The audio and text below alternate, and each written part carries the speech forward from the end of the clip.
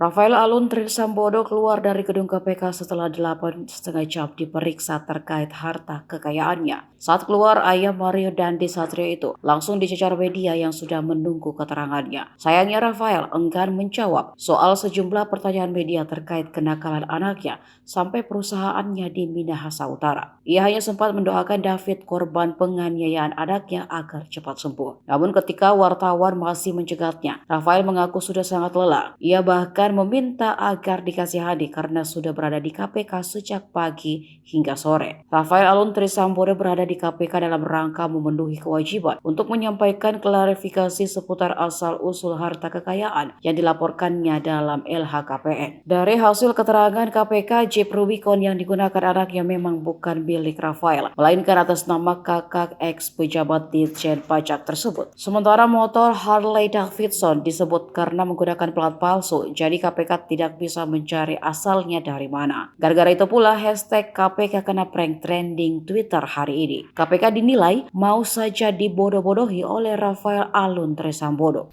Tapi barusan diklarifikasi ke yang bersangkutan itu memang bukan atas nama yang bersangkutan, tapi atas nama kakak yang bersangkutan. Jadi dari yang di gang, lantas dia beli, dia jual lagi ke kakaknya. Jadi kita bilang ya sudah, itu kasih unjuk aja dokumennya, nanti dia akan bawakan. Gitu. Itu yang yang Rubicon. Yang Harley Davidson karena nggak ada plat nomornya, kita juga nggak bisa cari kemana-mana.